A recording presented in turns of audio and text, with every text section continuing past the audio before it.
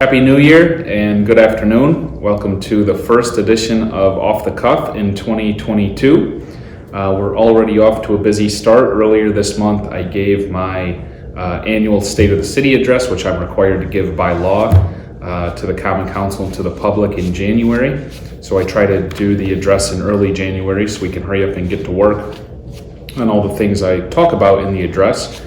Historically, the State of the City address is more of similar to like a State of the Union address at the federal level, where it's a lot of rhetoric and talks about where we are as a country or where we are as a city. I try to use the opportunity use the address as an opportunity to lay out all the things we've done and the things we're going to do in 2022, and talk about what that means and what our agenda means and how it affects the state of our city. So as I said in the speech, I think I closed with it. I think the state of our city is strong and getting stronger every day. We just need to keep doing what we've been doing these last 6 years to build on our momentum and keep making improvements to the community and make Oswego a more attractive place to live, work, and raise a family. So what I'll do today is try to condense what was a 33-minute speech into 10 minutes if I can, and run through some of the bullet points and announcements that I covered, and maybe talk and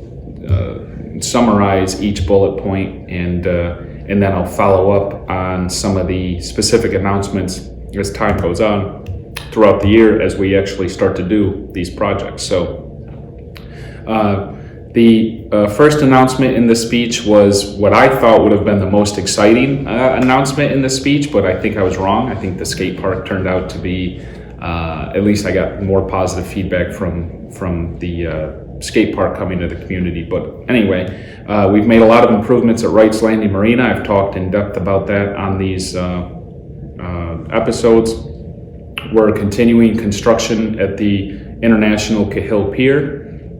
Phase 2 will start this year in about April, and we hope to actually get the entire surface of the pier done by the end of the year. We're also going to finish the pavilion in Wrights Landing.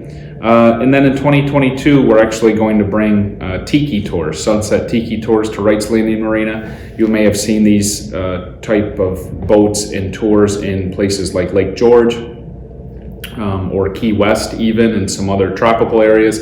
It's where we actually take pontoon boats and place these tiki huts on top of them and allow people to give a slow tour around the harbor and up the river around Oswego, and they can have some music and have some drinks if they wish.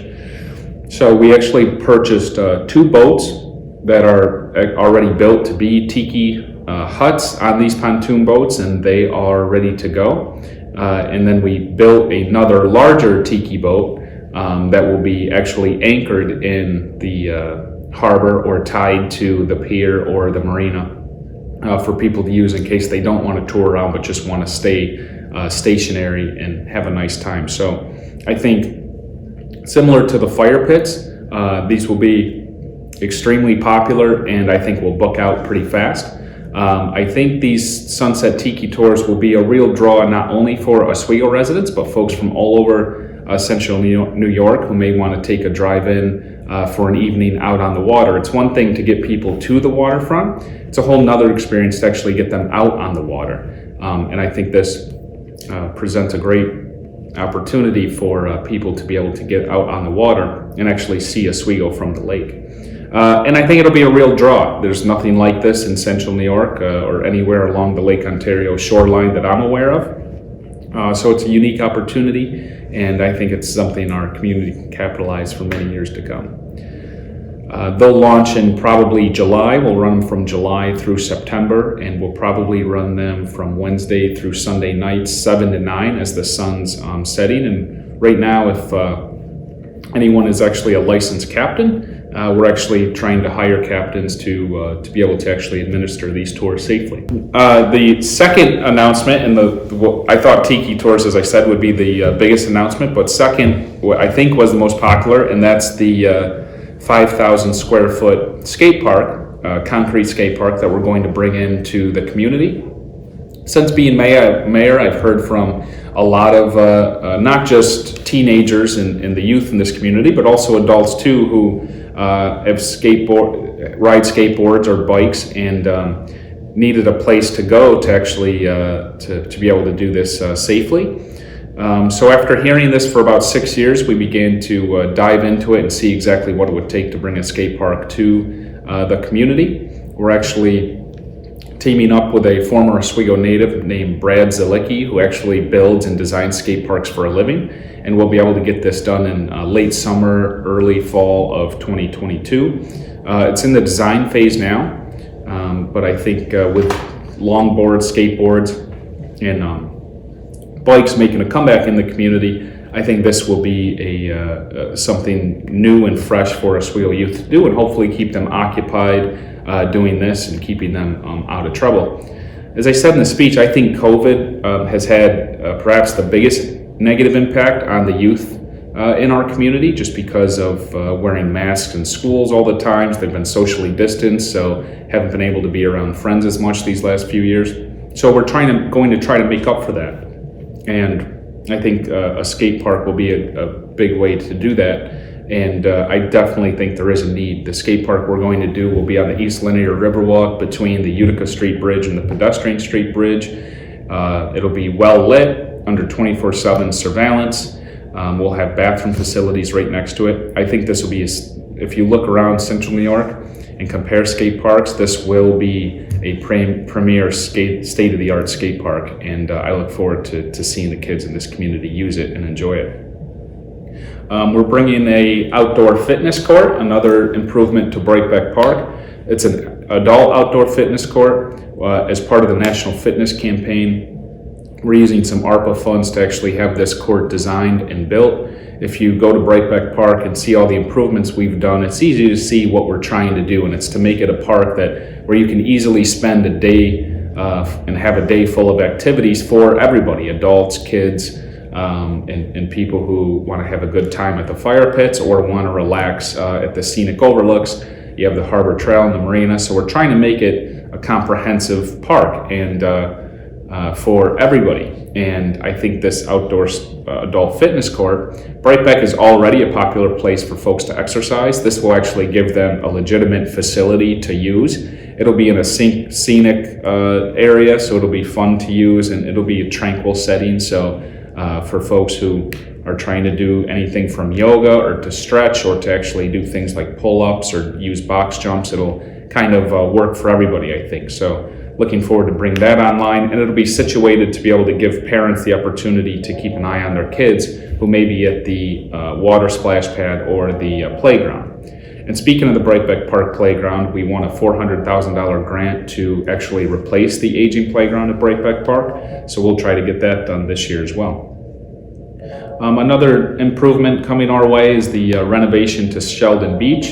Similar to what we did to Lakeside Park in 2019, we plan to take a gravel vacant driveway or gravel vacant parking lot, I should say, and convert it into a public park. So Sheldon Beach is a place where people go to park, they go to get on the break wall, college kids go there to have some fun occasionally, and right now it's just a gravel parking lot that's actually quite dangerous in my opinion. So we plan to pave the area, add some landscaping, some picnic tables, another scenic overlook, have some bathrooms, and really replicate the success we've seen at Lakeside Park since 2019. Developing waterfront has always been important, but developing small public parks that people can actually use is important now more than ever, as the Port Authority on the east side owns most of the east side waterfront, and unfortunately they prohibit access to it for one reason or another. At least when I drive by, I don't actually see the land being used for anything, but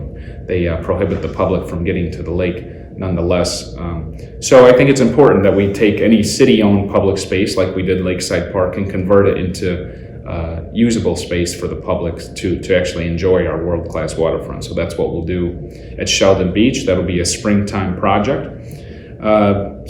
Introducing more downtown block parties and community celebrations. I think we'll build on the momentum we created last year with Harborfest being canceled the last 2 years. Last year, we made a mad dash really to try to bring more community events of smaller scale, of course, to the community, to give people things to do and to stay outdoors and active. So we had the 4th of July block party. We will be bringing back the 4th of July Independence Day parade. We hope to have the block party after, and then we'll have 2 more block parties on Friday nights, one in September and one in August. So stay tuned for more details on those, but they were a big hit last year, and I look forward to seeing people party downtown with live music and other fun activities again this year.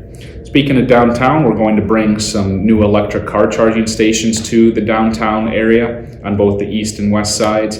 Everything I'm talking about is intended to position the city of Oswego for long-term success, not just success for tomorrow or this year, but success for 10, 20 years from now. And regardless of your personal feelings on electric vehicles, there's no question that they are the way of the future, and that they're rising in popularity. At the same time, you have GM and Ford one-upping each other on announcements and investments converting to electric vehicles, with GM actually trying to get to exclusively electric vehicles by 2035. And if you actually want to be ahead of the curve and predict the way the market is going to go, electric car charging vehicles are certainly an emerging market. You'll position yourself ahead of time, not wait for the big rise and for everyone to get an electric vehicle and then figure out, okay, where are we going to put charging stations now? Because it's already an inconvenience at that point. So we're trying to be a little ahead of the curve here and install 7 new electric car charging stations this spring. And one of those charging stations will actually be a level 3 charger, which charges your car entirely within a half hour to 45 minutes. And that'll be located on West 2nd Street. So I look forward to that. If you go near City Hall, we installed the first free public car charging station in Oswego back in 2018. There's always a car there. Usually there's 2 cars there, so it's full. So there's certainly a demand, and that's only going to increase as time goes on. Just looking at my sheet quick, I think I've covered everything. We'll be doing some more small business initiatives, another round of the buy one, get one Blizzard Buck program, probably in late February, March, so stay tuned for that. We're going to unroll a Shop Small initiative to address food delivery charges in the community. The pandemic made food delivery services and apps extremely popular, with people not wanting to go out to get their own groceries or get food from restaurants. However, which is good in the times of COVID, but one of the negative impacts is it actually costs the consumer more and eats into the small businesses' very small profit margin using apps like Grubhub and Instacart and so on. So what we've done is contacted a local food delivery service company named Food Fetched. They are going to reduce their fees, and the city will cover all fees for in-city residents that'll be in approximately the first month of March, so stay tuned for more details there. And we'll do that for about 10 to 14 days. And I think that's a good way to educate people on using food delivery services. It allows this new business to penetrate the Oswego market, but also saves the small business money by not losing as much as their small profit margin, and saves the consumer money by waiving those delivery fees.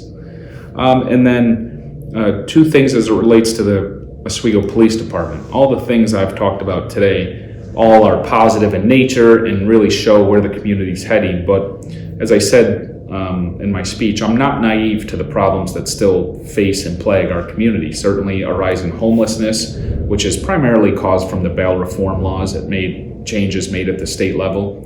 A lot of the people that we see as homeless in this community are not new people to this community. I think there's a misconception that these people are being bussed here and dropped, or whatever the theory of the day is. The fact is, the people you're seeing in the parks have always been here. It's just before they were previously incarcerated. Most of the time they would do 30, 60, 90-day stints because they would commit petty crimes, stealing things, getting in fights or arguments or whatever, because they were feeding a drug addiction. So now they're committing those same crimes for sure, and but they aren't being locked up because of the bail reform laws. So they're turned loose and let back out on the streets to go to the park or the bench or behind Walmart, wherever you want to say they are. So that is a problem, and we need to do a better job addressing that through canvassing efforts and connecting them to services, only if they want services.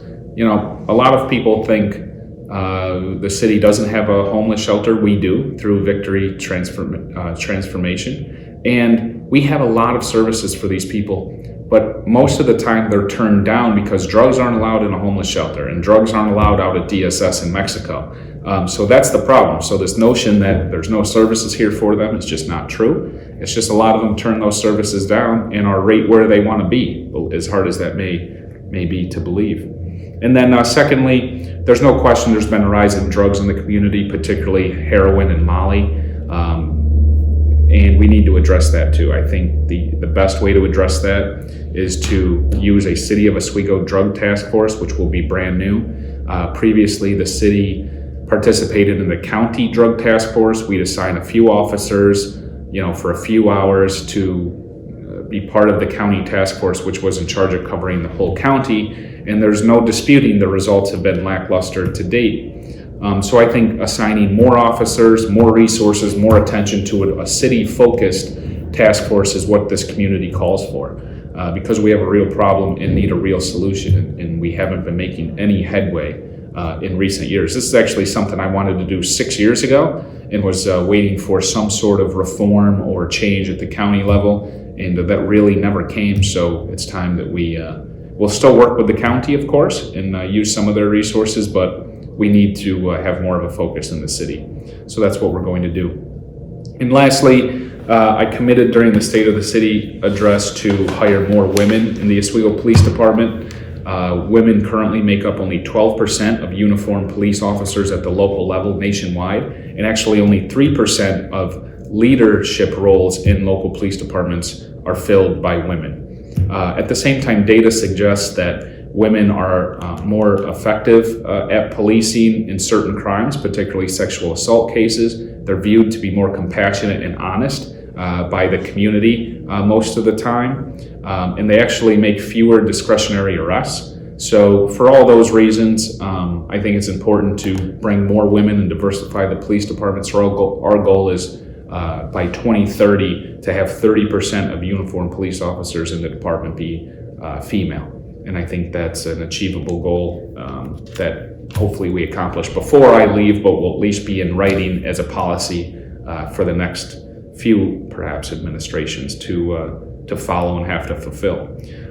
So all of those things are, as I said, are to better position our city for long-term success. I think if you look at the things that we've already accomplished, the downtown revitalization, the waterfront projects, we're moving in the right direction. We just need to keep working as a team, stick together, believe in this community, and keep moving forward, and we'll get there. And as I try to close most of my big speeches with, but the agenda and the goal we have here at city government, at least under this administration, is to leave this place better than we found it.